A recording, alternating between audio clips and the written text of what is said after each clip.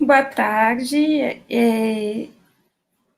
a todas e todos, né? Sou a Gisela Garcia, doutorada em saúde pública na Universidade Federal de Minas Gerais, sou coordenadora geral da Associação de Pós-Graduandas e Pós-Graduandos da UFMG e estou aqui hoje para mediar essa mesa.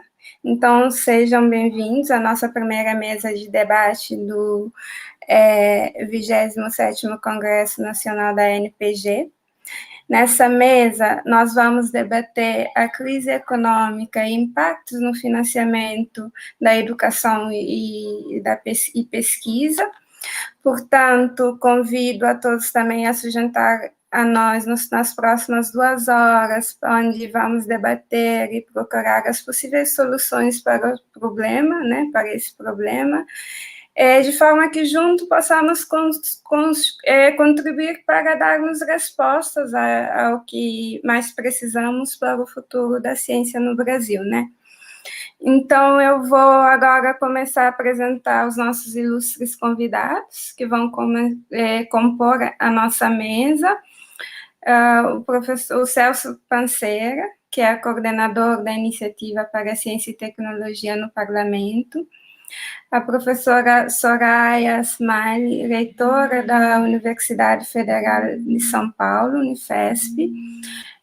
O Milton Pinheiro, ele é cientista político e professor titular da História de Política da Universidade do Estado de Bahia. Então, sejam bem-vindos a todos à nossa mesa e muito obrigada por terem aceitado estar aqui hoje e contribuir com a gente no nosso congresso, né? Bom, antes de mais, eu gostaria de adicionar mais algumas informações da minha apresentação inicial. Eu sou cabo-verdiana, africana de Cabo Verde, né? Então, a minha formação, tanto na graduação como no doutorado agora, está sendo no Brasil. Eu fui bolsista de PEC-G, que é o Programa do Estudante Convênio de Graduação, e agora sou bolsista do PEC-PG, que é o Programa de Estudante Convênio de Pós-Graduação. Então, são programas derivados de financiamentos à ciência e pesquisa do Brasil, com convênio com alguns países da África e América Latina, e eu entrei no último edital do PEC-PG, que foi em 2017, né? Então, depois de mim, ninguém mais veio do meu país, pelo PEC-PG, ou dos outros países. Então, será que isso também, esse caso específico, é uma consequência da crise econômica e dos impactos no financiamento da educação e pesquisa, né? A exemplo desse meu caso específico também, se formos analisar de uma forma retrospectivamente, nos deparamos com muitos outros casos de cortes a financiamento de educação e pesquisa no Brasil nos últimos anos, em que agora os nossos ilustres convidados vão debruçar sobre o assunto e que podemos debater mais aprofundadamente, né? Então, sem mais delongas, eu vou, ou seja, eu tenho alguns informes antes de eu passar a palavra para o primeiro panelista, que, pronto, é lembrar que essa transmissão, a nossa apresentação vai ser dividida em 2 partes. Essa primeira parte, que é a explanação do debate, está sendo transmitido no YouTube e Facebook simultaneamente. Então, essa parte vai ser mais um debate aberto, né? E depois dessa parte dessa transmissão da live, vamos para um outro canal, que é no Zoom, né, que é um debate mais fechado. Então, peço para anotarem as perguntas, qualquer perguntas, considerações, para anotarem para o nosso debate no Zoom. Vai estar passando o link do Zoom nos comentários e também no vídeo. Então, vamos lá. Agora sim, passo a palavra para o Celso Panceira, que vai dar início ao nosso debate, a apresentação do nosso debate.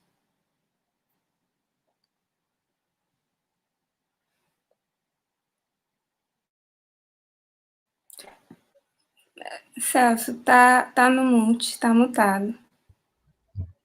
Agora sim. É uma questão recorrente ultimamente, né?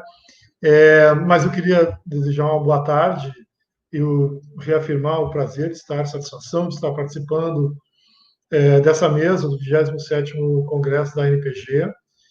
Saudar a Giseina, que está conduzindo esse debate, os dois outros parceiros aqui do debate, a reitora Soraya Ismaili, querida reitora lá da gloriosa Unifesp, né? E também ela representa a Andifes no Comitê Executivo da Iniciativa para a Ciência e Tecnologia do Parlamento, que eu tenho o prazer de ser secretário executivo, e também, né, Milton Pinheiro, que é cientista político e falará conosco daqui a pouquinho também.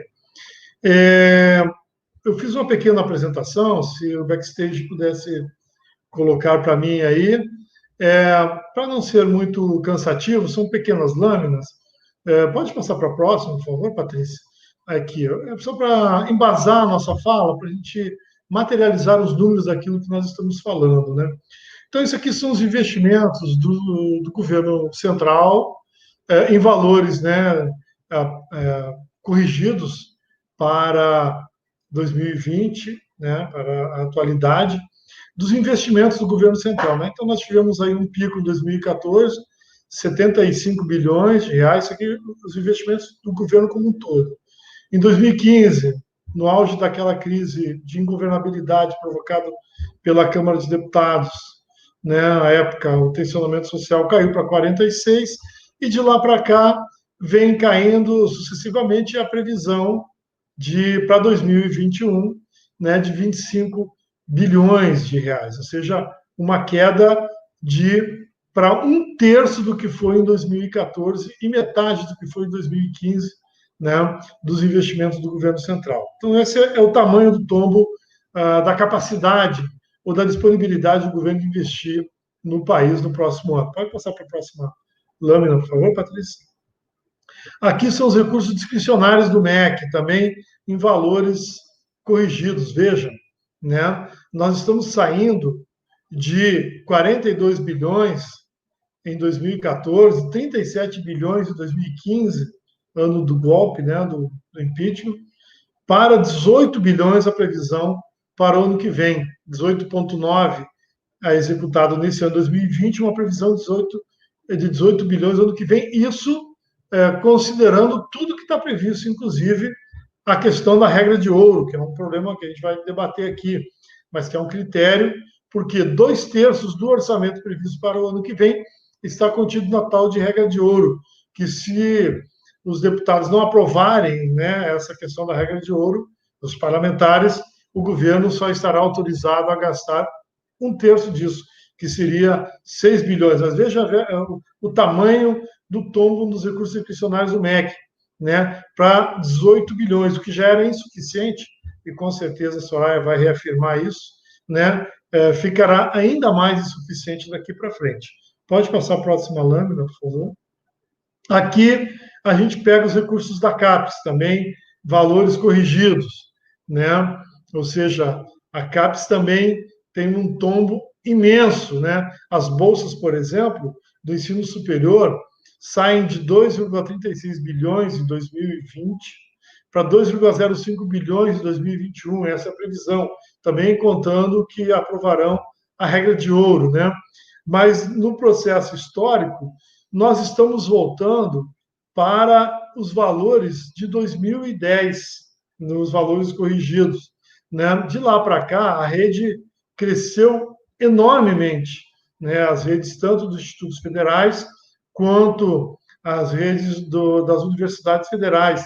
E os programas de pós-graduação cresceram em todo o Brasil. Para vocês terem uma ideia, a expansão do número de vagas, tanto na rede das universidades federais quanto dos institutos federais, de 2006 para 2016 foi da ordem de 600 mil alunos para 1.243.000 alunos, mais do que dobrou, e nós estamos retomando para os valores anteriores, isso os recursos discricionários da CAPES, né? Vejam o tamanho, como vem caindo sucessivamente, né, nos últimos anos com uma velocidade tremenda, e a previsão para o ano que vem é um tombo tremendo, que com certeza significará não fechar o ano com orçamento e também uma redução enorme no número de bolsas. E a questão dos investimentos também, né, se tem o ano passado, a previsão desse ano, 21 milhões de investimentos, ou seja, de novas bolsas, né, para 3,2 milhões para o próximo ano. Também uma redução dos valores. Vamos para o próximo lâmina, por favor.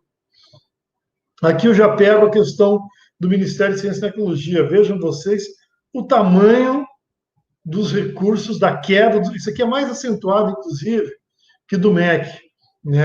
Nós tivemos em 2014 8,7 bilhões de reais, tudo valores corrigidos.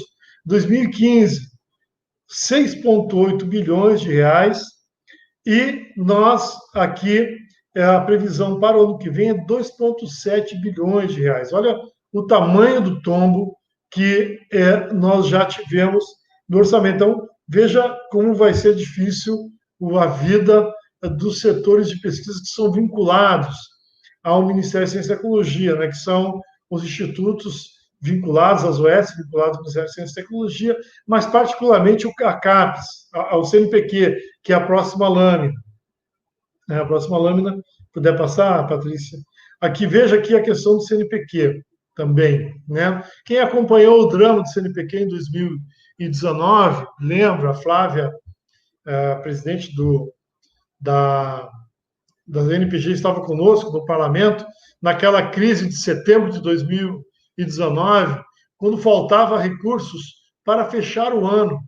Em 2015, o CNPq tinha em torno de 105, 104 mil bolsistas. Ele fechou o ano de 2019 em torno de 85 mil bolsistas, uma queda de 20 mil bolsas. Né? Mas os valores também são contundentes. Né? Em 2019, nós conseguimos, o CNPq fechou a conta porque nós fomos para cima do Congresso. O Congresso nos ajudou muito a completar o orçamento daquele ano. 2021, nós conseguimos nas negociações, para 2020, perdão, o ano passado, melhorar um pouquinho, conseguimos nas negociações com o parlamento ao longo do debate orçamentário, melhorar um pouquinho a previsão, que permitirá fechar o ano de 2020, mas veja, em 2021 a previsão já é uma queda que torna insuficiente os valores de recursos discricionários do CNPq para fechar o pagamento das bolsas. Pois bem, essa é a última lâmina da minha apresentação, porque, na verdade, se puder tirar aí agora isso, obrigado, Patrícia, muito obrigado pelo suporte. Mas o que está em questão? Claramente, a capacidade do sistema de ensino superior e de pesquisa e de inovação brasileira, pública, federal, de funcionar o ano que vem. Eu não quero aqui substituir a fala da reitora Soraya, que é da diretoria da Andifes, mas está claramente demonstrado que os números apresentados, e mesmo que o parlamento aprove a questão da regra de ouro, demonstra a incapacidade nossa de fazer a questão de fechar o ano que vem. Eu queria lançar algumas questões. Primeiro, para a gente responder ao longo do debate. Primeiro, a questão da PEC de gastos, que é hoje o grande limitador. O governo diz que não haverá contingenciamento ano que vem e que o limite será sempre o limite de capacidade da PEC de gastos. Como é que a gente vai transpor esse limite? Vamos pressionar o parlamento para que excepcionalize as funções ciência e educação do alcance da PEC de gastos? É essa a nossa luta? Essa é a primeira questão. A segunda questão, como nós faremos nesse momento de pandemia, em que, inclusive, o parlamento funciona de forma remota, como nós conseguiremos exercer uma pressão pressão positiva, obviamente, temos uma interlocução muito boa com o parlamento, né? mas como é que nós vamos conseguir fazer essa pressão sobre o parlamento nesse momento de funcionamento remoto do parlamento e da dificuldade de mobilização, porque as universidades também estão funcionando com aulas remotas, os institutos federais, o centro de pesquisa, as pós-graduações, todas funcionando remotamente. Como é que nós vamos conseguir fazer a mobilização e exercer um processo de pressão sobre o parlamento para que nós consigamos melhorar ou despiorar os números apresentados? Esses são, vamos dizer assim, grandes questões, grandes desafios que nós temos que responder.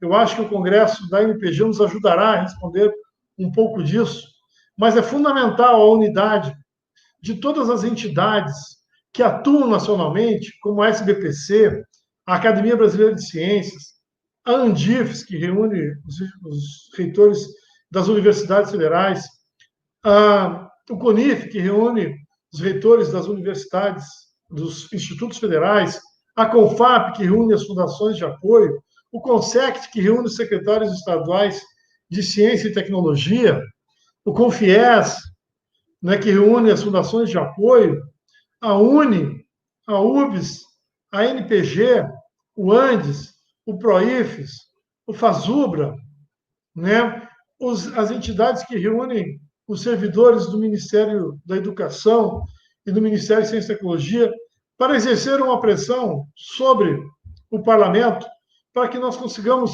melhorar um pouco esses números.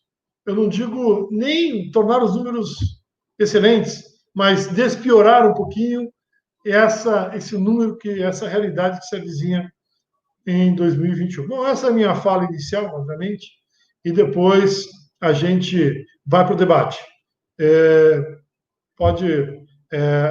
Gisela, pode passar para o próximo debatedor, com certeza nós teremos mais informações e depois a gente aprofunda esse debate. Obrigado a todos e todas.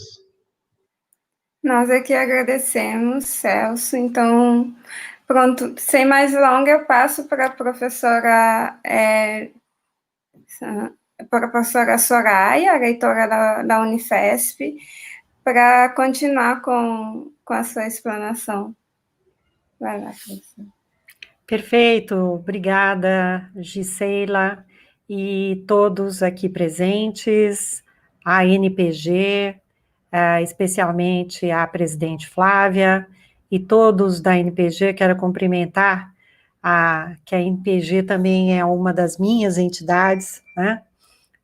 Tenho muito orgulho de ter sido presidente da NPG também, lá faz tempo, né? Faz bastante tempo, mas é muito bom estar aqui com vocês. Obrigada pelo convite, poder contribuir, poder colaborar, e ainda mais em tão boa companhia dos meus colegas aqui da nossa mesa, e em particular eu quero mencionar o trabalho da iniciativa, a iniciativa da Ciência e Tecnologia no Parlamento, que é essa importante estratégia que nós temos desenvolvido com todas as entidades para trabalharmos as questões de orçamento junto ao parlamento, mas hoje eu vejo que a iniciativa está extrapolando, inclusive, o parlamento e mesmo o orçamento da ciência e tecnologia, e isso é bom, porque está juntando mais forças, mais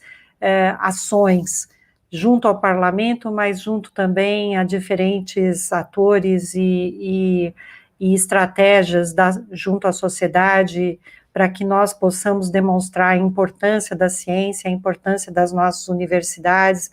Em particular, eu falo aqui pelas universidades federais, também não só como reitora da Universidade Federal de São Paulo, mas também nessa área da ciência e tecnologia, da Comissão de Ciência e Tecnologia, da Andifes, que é a entidade que é a Associação Nacional dos Dirigentes das Instituições Federais de Ensino Superior, que são 69 hoje, 69 instituições federais de ensino superior no nosso país. Então, um importante papel e contribuição para o ensino superior, mas também para a ciência, já que mais de 90% das pesquisas realizadas no nosso país são realizadas nas instituições públicas de ensino superior, e nas instituições, tanto nas universidades, quanto nos institutos de pesquisa. Então, eu tenho uma apresentação aqui, rápida, para contextualizar um pouco a nossa apresentação, nosso debate, uma visão dos dados que eu queria trazer para vocês.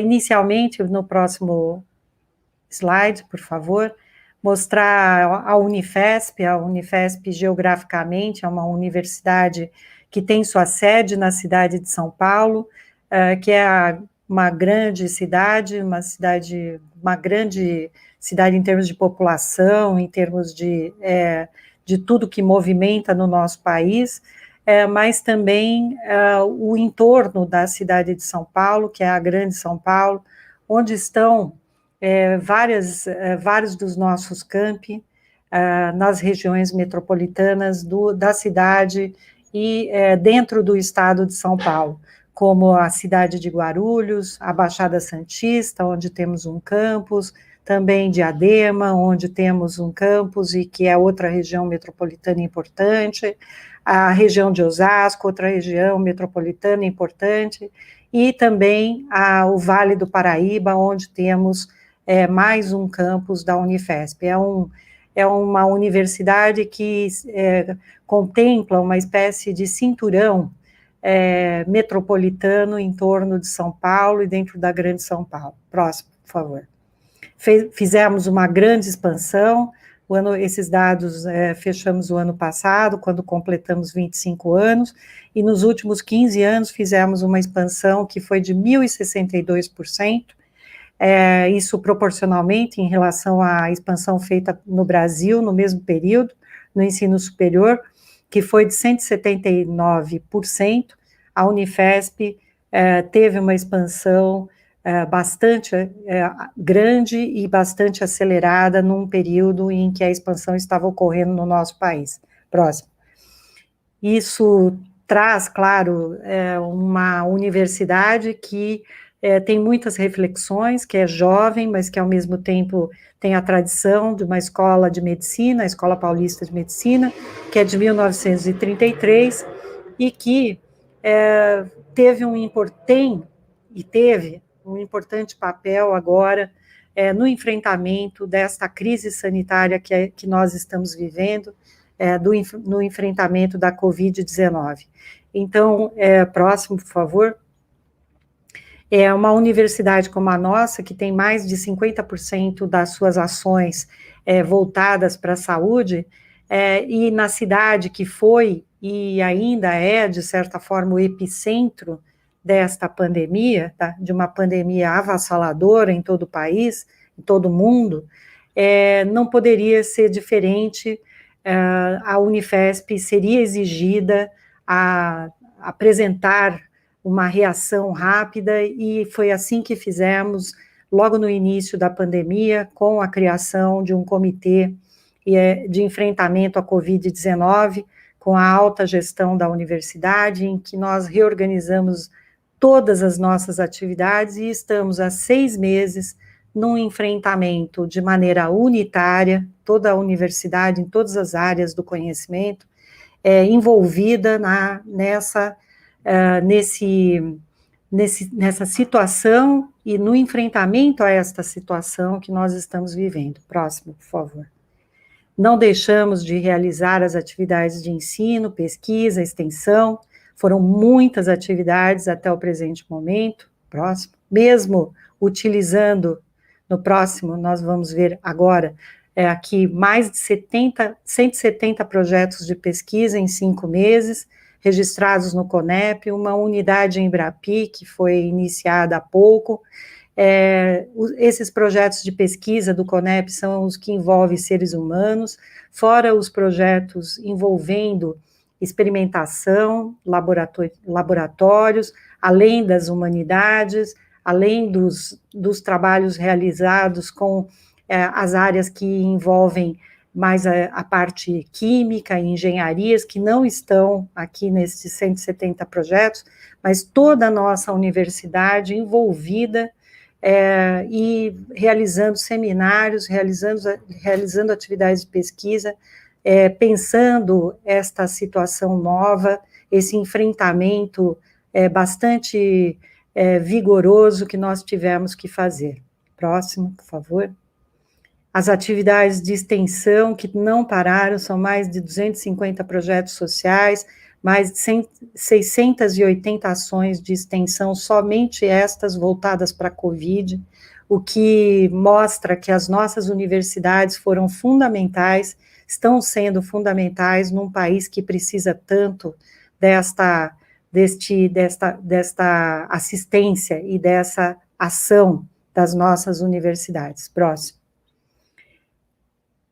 E o nosso hospital universitário, como não podia deixar de ser, também já realizou mais de 900 internações, mais de 8.000 atendimentos ambulatoriais, são mais de um consumo diário de mais de 8.000 máscaras por dia, mais de 36.000 luvas, pares de luva todos os dias, quase 3.000 aventais, só para vocês terem uma ideia do enfrentamento, é quase que uma operação de guerra todos os dias, e nós estamos nisso há quase 6 meses agora. Próximo.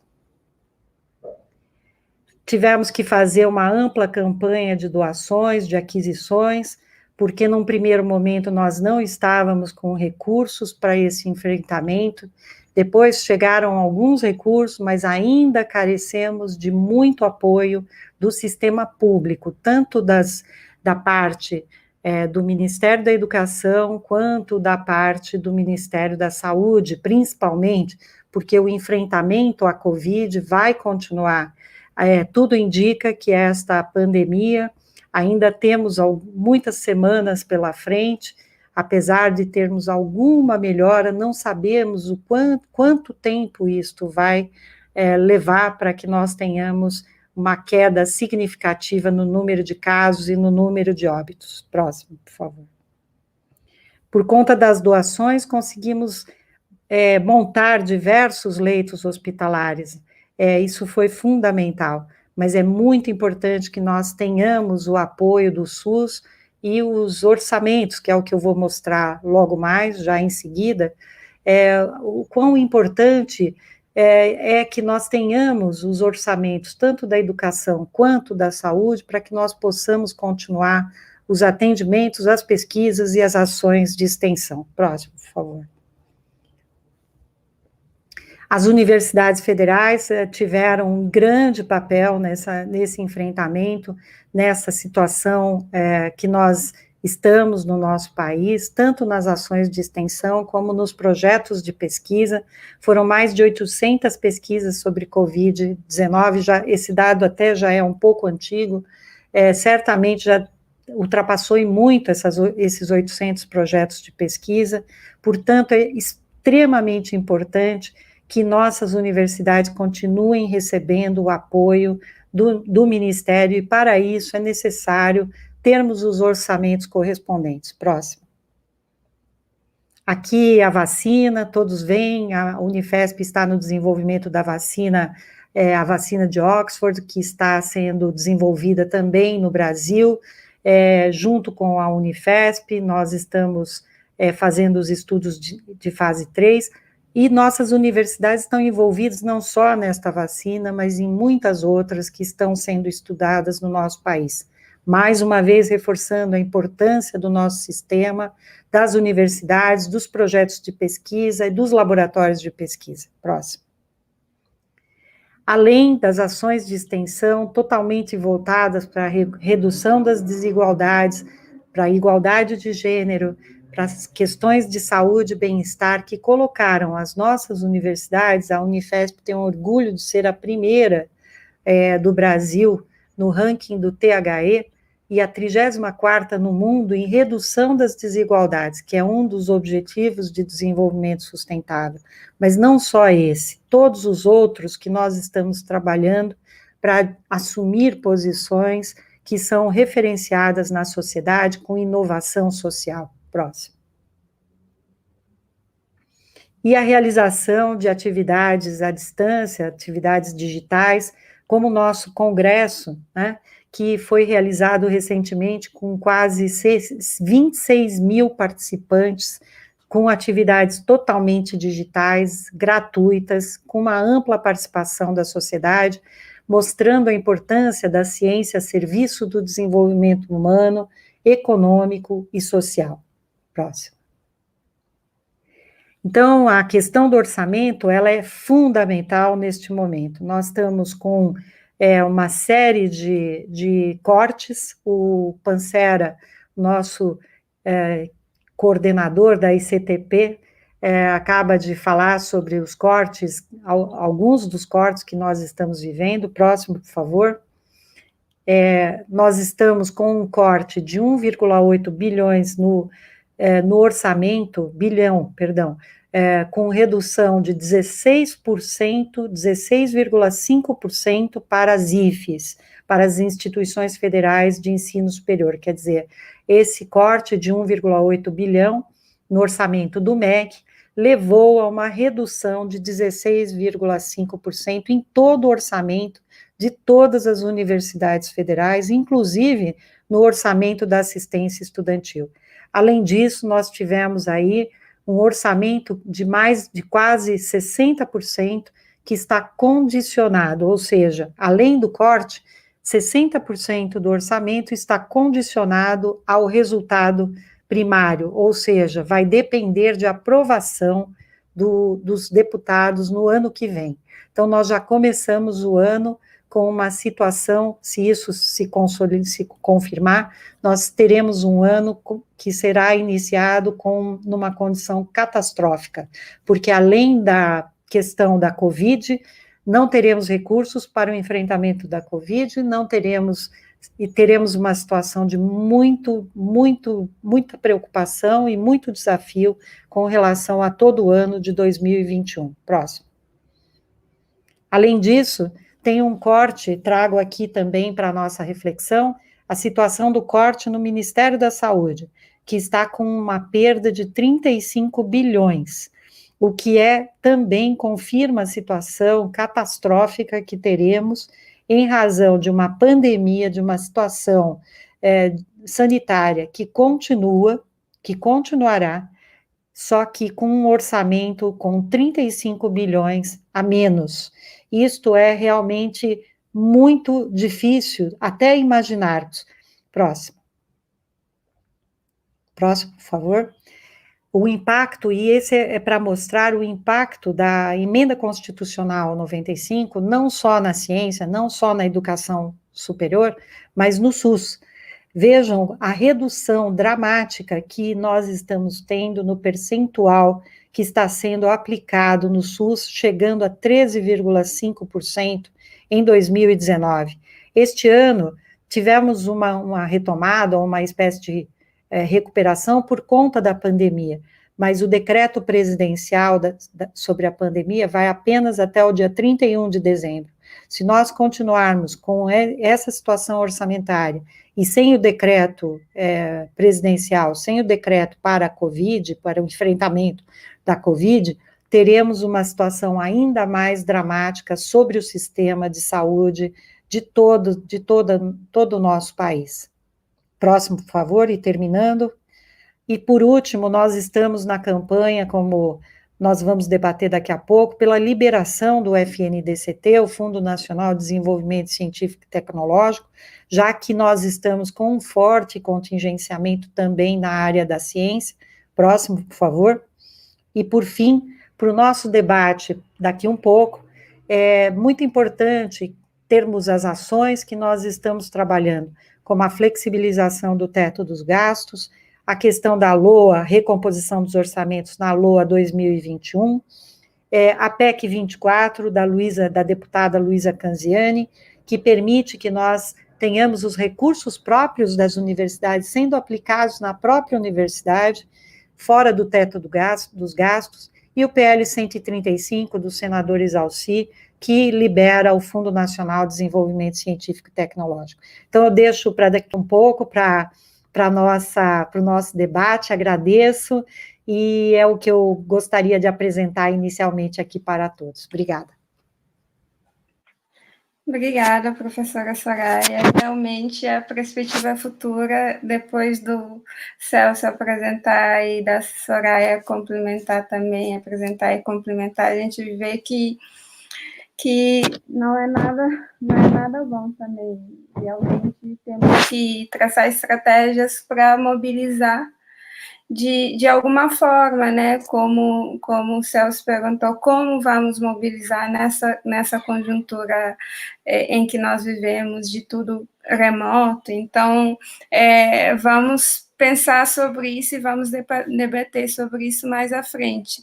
Lembrando que no ano passado, nós fomos às ruas a 13 de março, na mobilização em defesa do Dia Nacional da Ciência, todos pela educação, então, mobilização organizada pela NPG, UNE, DIF, então, todos os órgãos de interesse. 30 de maio também fomos às ruas para mais um ato contra as verbas, contra o corte das verbas.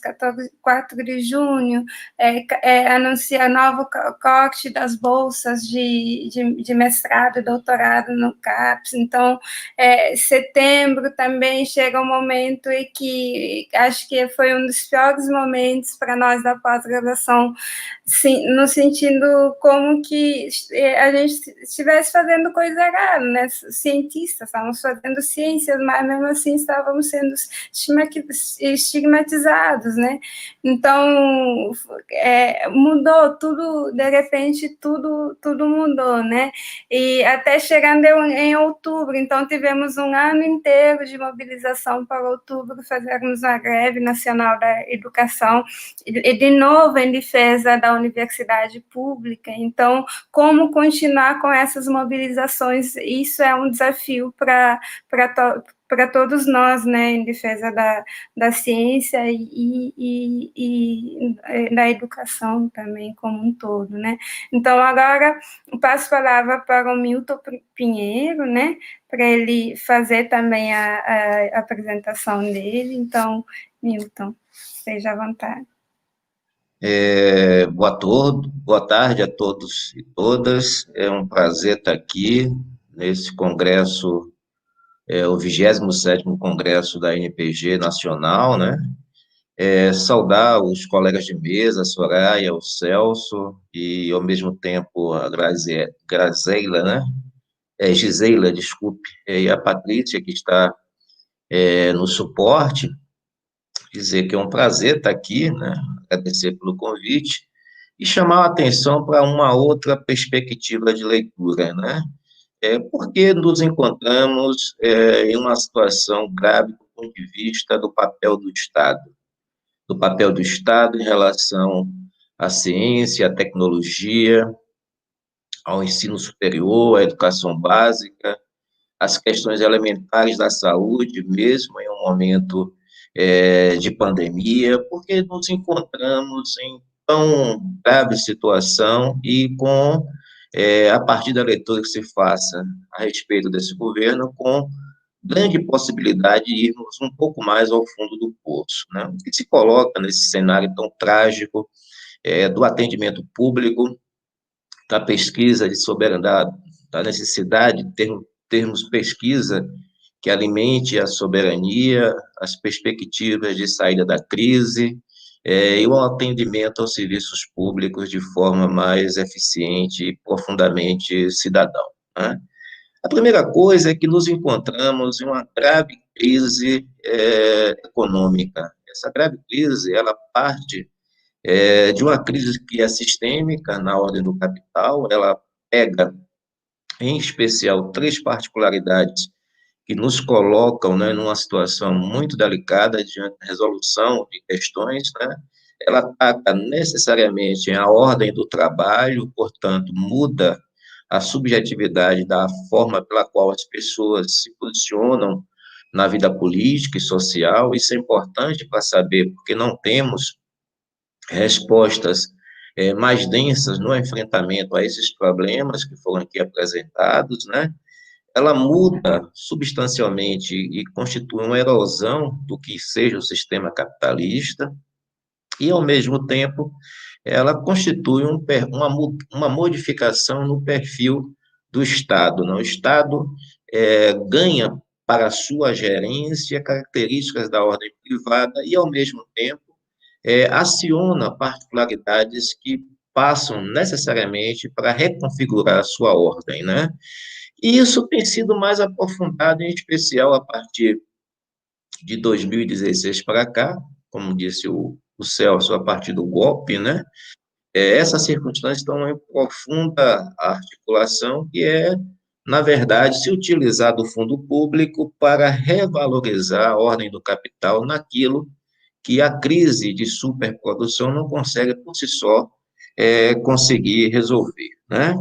Então, nós temos, objetivamente, um ataque à ordem do fundo público, as necessidades de movimentação de recursos, né, para a saúde, para a educação, para a ciência e tecnologia, né, de certo modo, para as universidades públicas do todo do Brasil, para os institutos federais e diversas outras organizações desse mesmo campo, né, da particularidade da educação, né, mas também as outras que têm uma grande relação com o conjunto da população e da sociedade. Então, esses recursos saem das suas finalidades, eles desarticulam, né, aquilo que seriam as finalidades de atendimento ao conjunto da população. O Brasil ainda tem doenças graves que são elementares para se resolver, mas não se tem como resolver em virtude da não chegada do poder público a essas particularidades, em especial no Nordeste, a tuberculose crescendo, o analfabetismo patinando, as questões de saneamento básico e as questões, né, de luta pela água, né, são muito precárias ainda do ponto de vista do atendimento à população. Esses recursos, ao sair do fundo público, eles agem no sentido da revalorização que a ordem do capital optou nesse momento, já que não se constitui a dimensão do que se precisa, mais-valia na iniciativa privada, há um ataque deliberado e bastante ampliado ao fundo público para que essa revalorização possa ser efetivada, em especial através da remuneração da dívida, através do capital fictício e tantas outras formas de atuação que esse mesmo capital, que essa mesma ordem consegue organizar para revalorizar a sua máxima de operação na vida social.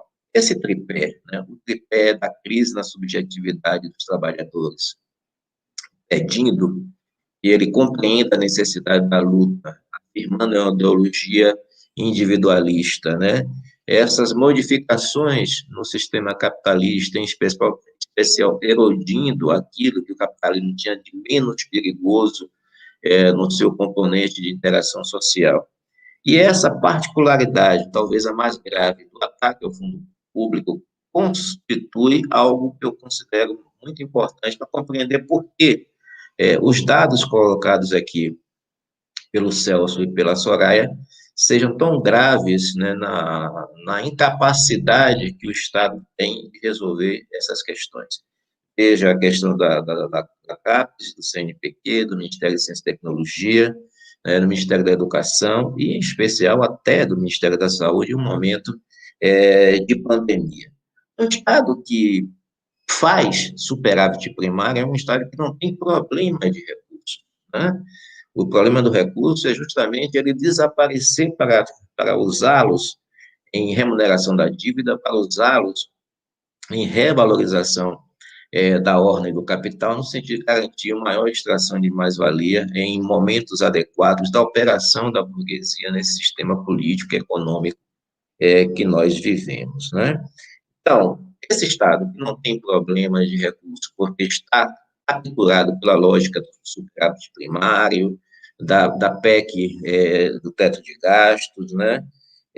Dos cortes absurdos, vocês viram aí o conjunto de dados elencados, sem falar nos mais diversos contingenciamentos, quando aquele parco recurso chega, em geral, por algumas vezes, em algumas rubricas, eles são contingenciados, impedindo que se tenha, na verdade, a capacidade de operar minimamente, né, esses recursos, no sentido de estimular a pesquisa, de estimular a extensão, de se apropriar de relações cidadãs para aproximar as pessoas do conjunto.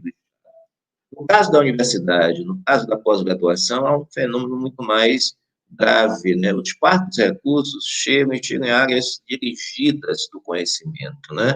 Hoje, as biomédicas, as exatas, né?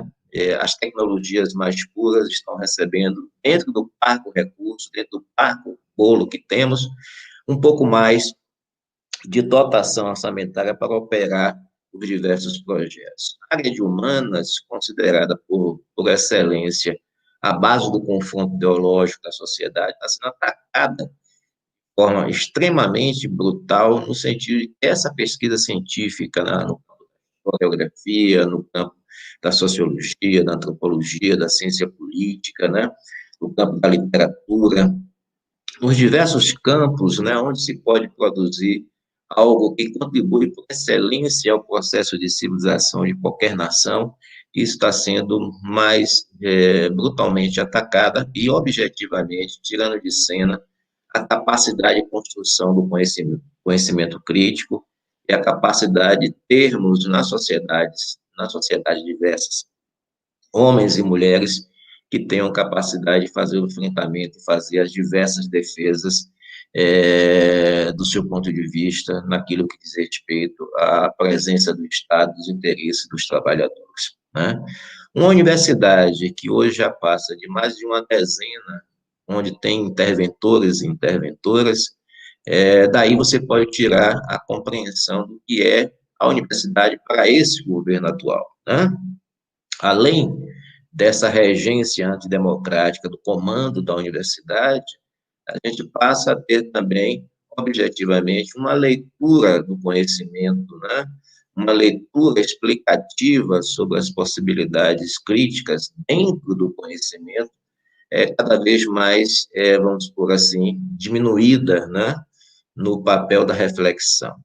Por isso que eu acho que esse congresso tende a aprofundar, não só as questões dos dados, mas a construção do conhecimento crítico, quer dizer, a universidade popular.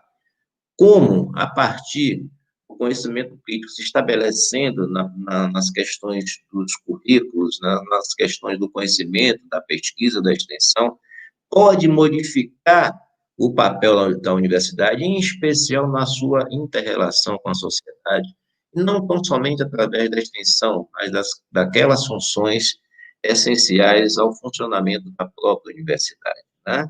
Diria que vivemos um momento muito crítico do processo de formação do conhecimento, né? Ou seja, um ataque brutal pelas hordas neofascistas estabelecidas na sociedade, pelo papel obscurantista do governo em relação à ciência, em relação ao conhecimento, né?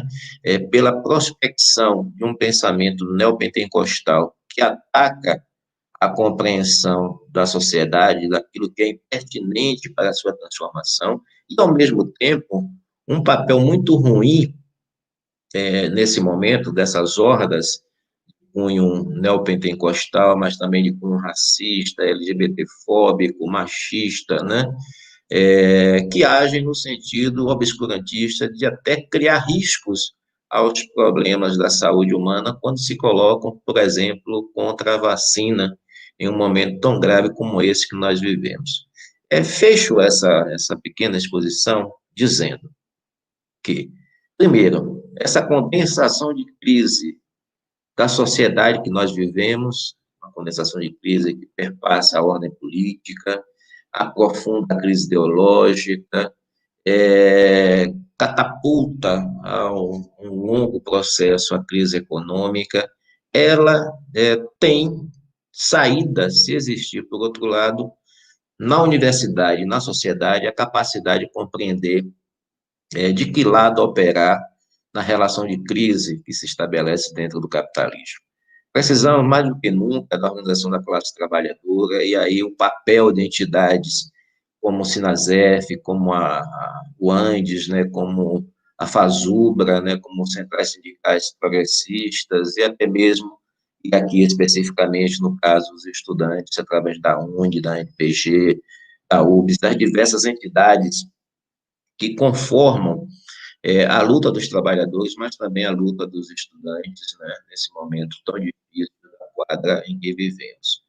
Essa articulação é uma articulação que tem que ser pensada para além daquilo que nos é oferecido como reflexão política na universidade, né, para aquilo que tem sido oferecido do ponto de vista do debate no parlamento, do ponto de vista do debate nas instituições do Estado da democracia formal. Portanto, precisamos entender a crise da ordem do capital para entendermos por que o fundo público é tão atacado. Precisamos entender a crise de subjetividade no mundo do trabalho para entendermos por que a resposta do trabalhador tem sido uma resposta individualista e não uma resposta coletiva. Precisamos compreender um novo papel da universidade no seu formato de universidade popular, com a visão crítica sobre o conhecimento, operando no seu tripé formativo, e, ao mesmo tempo, precisamos constituir uma luta social e política que faça um enfrentamento a essas questões no parlamento. Foi o parlamento que colocou o limite no teto de gastos, né? Foi o parlamento que fez as diversas contrarreformas, é o parlamento agora assediado pelo governo federal do agitador neofascista, né, Jair Bolsonaro, que quer aprovar a contrarreforma administrativa, prejudicando a economia do serviço público, prejudicando as questões da estabilidade, colocando esse conjunto de trabalhadores de estados, municípios e da União à mercê da lógica política, quando tenta acabar a estabilidade no serviço público daqueles que estão na ponta de atendimento à sociedade, né, na ponta de atendimento ao enfrentamento das diversas mazelas que nós temos em nossa sociedade, né? Se tivéssemos um SUS com maior recurso e uma universidade pública com muito mais recurso, a resposta teria sido mais eficiente, porque com tanto recurso que temos, as universidades públicas brasileiras, né, foram aquelas que mais se apresentaram para o combate ao Covid nas suas diversas perspectivas. É a ciência, a tecnologia, o conhecimento crítico, que pode ter uma resposta satisfatória nesse ambiente, né, de completa barbárie que estamos vivendo, né? Então, uma saudação ao 27º Congresso da NPG, estamos aqui no debate. Obrigado, hein?